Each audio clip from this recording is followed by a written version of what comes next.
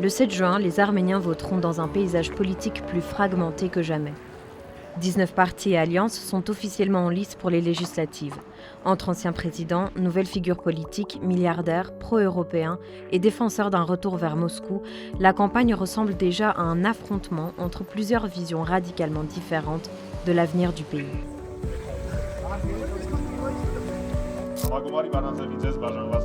Une absence saute pourtant immédiatement aux yeux, celle du parti républicain de l'ancien président Serge Sargsyan, qui a dominé la vie politique arménienne entre 1998 et 2018. Sargsyan a annoncé que son parti ne participerait pas au scrutin. Le parti au pouvoir, Contrat Civil, est dirigé par le Premier ministre Nikol Pachinian. Figure centrale de la politique arménienne depuis la révolution de 2018, qui avait renversé l'ancien pouvoir républicain après plusieurs semaines de manifestations massives. Ancien journaliste et rédacteur en chef, Pachinian s'est imposé dans les années 2000 comme opposant grâce à ses critiques contre les présidents Robert Kocharian et Serge Sargsyan. Il devient ensuite l'une des figures du mouvement d'opposition de l'ex-président Levon Ter-Petrosyan lors de la présidentielle contestée de 2008. Après la répression sanglante du 1er mars 2008, il rentre dans la clandestinité avant de se rendre aux autorités. Emprisonné pour son rôle dans les manifestations, il est libéré en 2011 grâce à une amnistie générale. Il fonde ensuite Contrat Civil, qui deviendra le cœur de l'alliance Way Out, sortie en français, entrée au Parlement en 2017. Un an plus tard, il mène les manifestations qui poussent Serge Sargsyan à quitter le pouvoir et devient Premier ministre. Le programme 2026 de Contrat Civil marque toutefois un tournant majeur. Alors que le programme de 2021 mettait encore l'accent sur l'unité panarménienne et l'autodétermination du Haut-Karabakh, le nouveau texte repose surtout sur l'idéologie de la vraie Arménie, l'Arménie réelle, défendue par Pachinian, un État centré exclusivement sur la République d'Arménie, reconnue internationalement. Le programme insiste sur l'institutionnalisation de la paix avec l'Azerbaïdjan via la reconnaissance mutuelle de l'intégrité territoriale selon la déclaration d'Alma-Ata de 1991. La question des Arméniens déplacés du Karabakh est principalement abordée sous l'angle du soutien social et du logement. Sur le plan international, le texte confirme la prise de distance avec la Russie, contrairement au programme de 2021 qui présentait Moscou et l'OTSC comme des piliers sécuritaires. Contrat Civil affirme désormais que la participation arménienne à l'OTSC reste gelée sans perspective de retour actif. Le parti soutient en parallèle un rapprochement avec l'Union européenne et des réformes pouvant ouvrir la voie à une future candidature à l'Union européenne. Il insiste aussi sur le développement de l'industrie militaire nationale et sur un modèle de défense globale moins dépendant de Moscou. Autre élément clé, la réforme constitutionnelle. Contrat Civil estime que les précédents référendums ont affaibli la légitimité de la constitution actuelle et défend l'adoption d'une nouvelle constitution.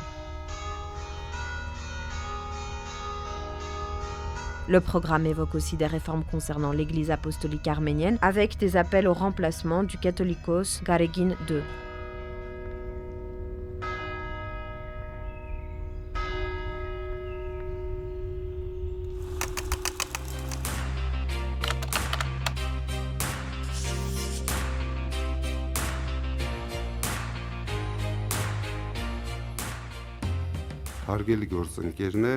L'un des acteurs les plus inattendus de cette campagne est Samvel Karapetyan, milliardaire né en Arménie soviétique et fondateur du groupe Tashir.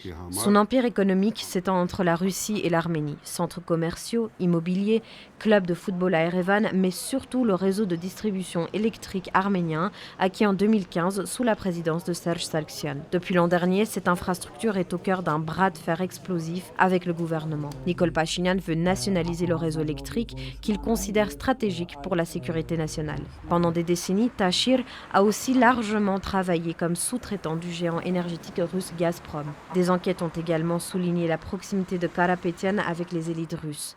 Parmi les exemples cités, une villa de luxe sur la Côte d'Azur qui lui appartenait et qui aurait été utilisée par Alina Kabaeva, souvent présentée par des enquêtes indépendantes comme la compagne de longue date de Vladimir Poutine. La propriété a été saisie par les autorités françaises depuis 2024.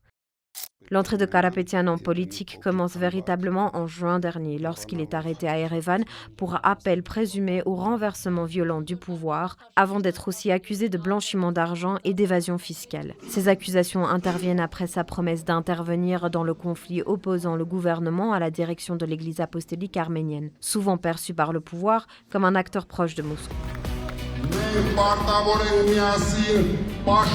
Aujourd'hui assigné à résidence, Karapetyan voit néanmoins sa famille lancer le mouvement Merdzevov, Notre Façon, devenu Arménie Forte, pour défier Pachinian. Le mouvement a annoncé Karapetyan comme candidat au poste de Premier ministre malgré le fait qu'il possède également les nationalités russes et chypriotes.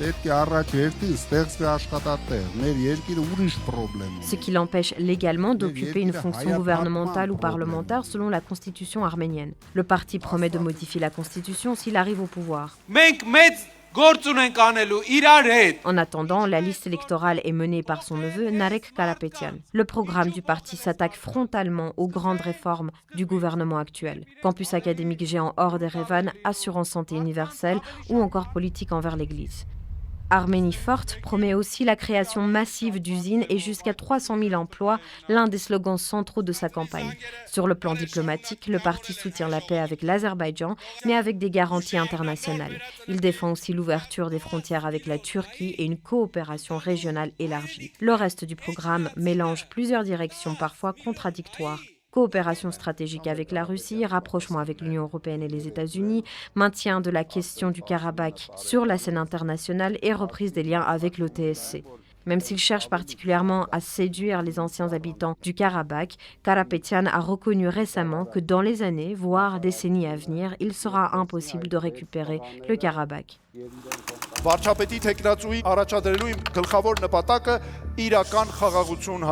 Le parti Les Ailes de l'Unité, créé en 2025, est dirigé par Arman Tatoyan, juriste de formation, ayant étudié aux États-Unis. Tatoyan a occupé plusieurs postes publics avant d'être nommé vice-ministre de la Justice sous Serge Sargsyan, puis défenseur des droits humains entre 2016 et 2022.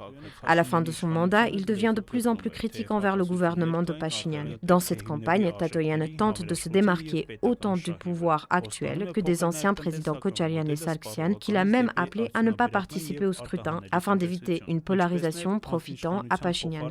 Son programme met fortement l'accent sur la réforme militaire avec une coopération renforcée avec la France et les États-Unis et l'objectif ambitieux de produire plus de 50% des équipements militaires localement dans les 10 prochaines années. Le parti soutient aussi une diplomatie multidirectionnelle impliquant à la fois les États-Unis, l'Europe et la Russie. Il appuie également le projet Trump Route et un rôle accru de Washington dans la région. Fidèle à son profil juridique, Tatoyan insiste aussi sur les démarches judiciaires internationales concernant le Karabakh et sur la reconnaissance du génocide arménien comme priorité diplomatique.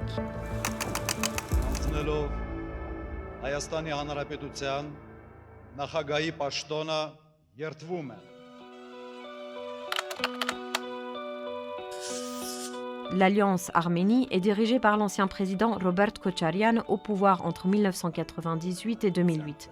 Sa présidence reste associée à une forte croissance économique après les années 90, mais aussi à des accusations de corruption systémique et de consolidation oligarchique.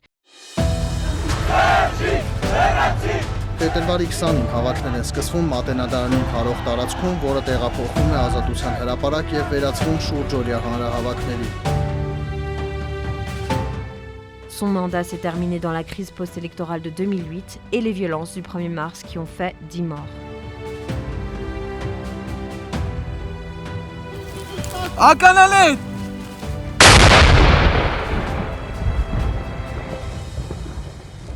Revenu en politique après la guerre de 2020, Kocharyan avait terminé deuxième des élections anticipées de 2021 avec son alliance incluant la Fédération révolutionnaire arménienne. Cette année, il se présente comme un gestionnaire de crise, opposant son expérience à ce qu'il qualifie d'incompétence du gouvernement Pachinian. Son programme promet des mesures sociales agressives et critique frontalement l'idéologie de l'Arménie réelle, accusant le gouvernement d'être responsable de la perte du Haut-Karabakh. Kocharyan reste aussi le candidat le plus ouvertement pro-russe. Par le passé, il a déclaré que l'Arménie devrait rejoindre l'État de l'Union Russie-Biélorussie. Il est régulièrement critiqué pour avoir renforcé la dépendance économique de l'Arménie envers Moscou durant sa présidence, notamment via les accords d'aide contractifs ayant transféré les infrastructures stratégiques à la Russie.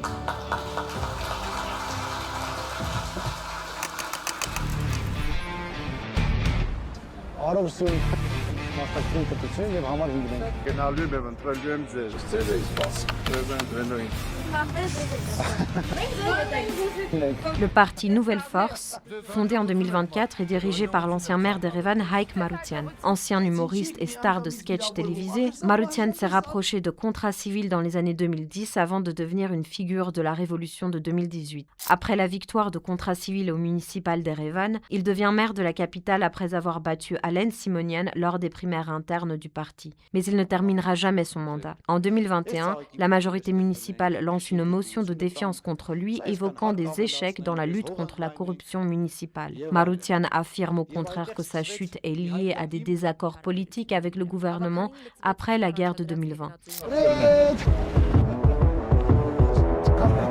Aujourd'hui, Nouvelle Force se présente comme un parti réformiste et pro-européen, avec un programme plutôt social, soutien aux familles nombreuses, éducation gratuite, grands projets de construction et rénovation. Mais plusieurs questions restent ouvertes concernant le financement de ces promesses, surtout que le parti propose des baisses d'impôts et un durcissement contre les jeux d'argent.